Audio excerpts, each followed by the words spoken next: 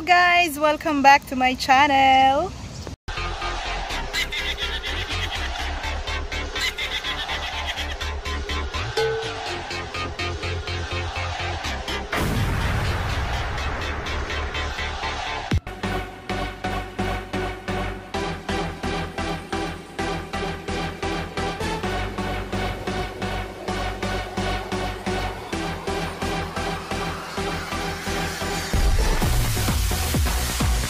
Nag-rest po muna ako dahil nakakita ko na magandang pasyalan na naman. Hindi po Ito po yung paborito kong pasyalan dito sa city na to. Maganda po kasi siya kasi napakaganda sa mata. Puro green ang makikita. Linis-linis ngayon lalo pat weekdays. At karamihan po dito ay na maraming tao ay Saturday and Sunday. Especially Sunday. Pero po ngayon, dahil weekdays, ayan, day off pa rin natin. Kaya eto, nakapaggala tayo. May importante pong nilakad. At ngayon naman ay nagpahinga naman dahil grabe sobrang init guys. Kaya dumiretso tayo dito sa puro green ang paligid. Guys, ito nga po pala ang aking dinadaanan. Ayan, maliit na skinita lang po yan. Sobrang init po at papunta po tayo doon sa ating mapagpapahinghan. Yan. Akala mo lang po yan napakaliit. Pero, baybayin mo lang po yan. At makakarating ka na doon sa napakagandang puro green.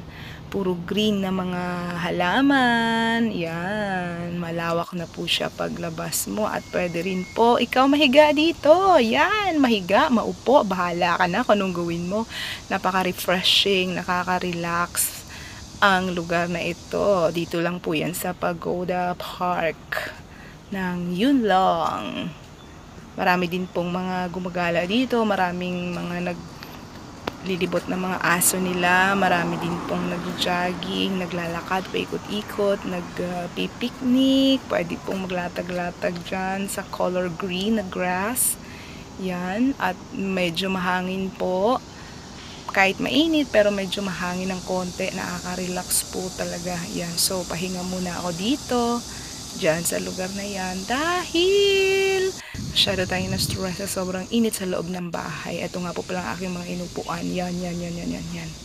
Parang mga donut. Parang sarap kainin. Donut na mga chocolate. At mga mga strawberry. Hindi pala mga isa lang. Strawberry na upuan. Napakaganda po dito. So, kung nandito ka po sa Yunlong, Hong Kong, ayan, pwede kang pumunta dito. Ngayon pong araw na ito ay talagang kokonti lang dahil it's weekdays. Yan, konti lang. Napakagandang magpahinga, napakagandang mag-video, magtumambay dahil hindi masyadong matao. Sa sobrang haba po ng aking nilakad guys, ayan, kita nyo, hindi. Ayan yung sapatos ko, nag-surrender na siya. Surrender dito sa kakalakad ko ng matagal, mahaba. Kaya po, sana naman huwag i-allow ni Lord na matanggal to hanggang makarating ako ng bahay para makaabot tayo. Umuwi tayo ng hindi nakapaa pala. Naghahanap na to ng kapalit. Actually, pwede pa rin naman siyang gamitin. Siyempre, nagtitipid tayo at wala tayong pambili pa. Kaya, ayan, maganda pa rin naman siya, guys.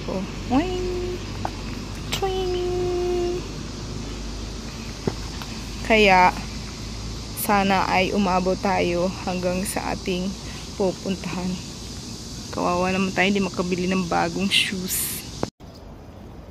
Struggle po talaga guys kung mag-isa ka lang, yan, dahil hindi mo alam kung anong gagawin mo, makapture lang yung moment mo.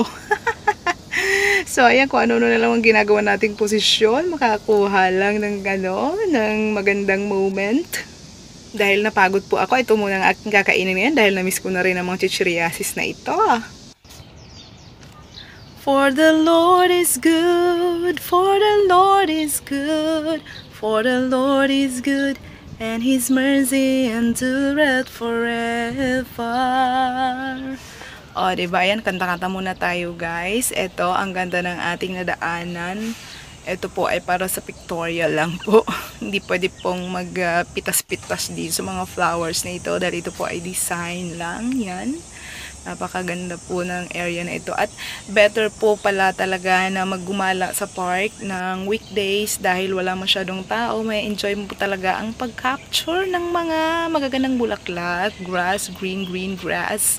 Yan, at malinis, wala masyadong ingay, makakapag-focus ka talaga sa pag-picture yan, pag-video ng magagandang lugar na iyong nadadaanan, lalo na po sa mga park, kasi pag maraming tao, hindi na po maganda, masyadong maingay. Ito nga po pala ang tuktok ng park na to, yan, sobrang malamig po dyan at mahangin. Wah, ang laki. Okay guys, hanggang dito na lamang po ang ating video for today. Hanggang sa susunod po, ako po ay uuwi na dahil masyado na akong nilalamok dito. Hindi pala lamok, niknik daw po yan, yung mga maliliit po na mga insect. Hanggang dito lamang po ang ating video for today. God bless you, God bless you. Salamat sa panonood. God bless you. Bye-bye!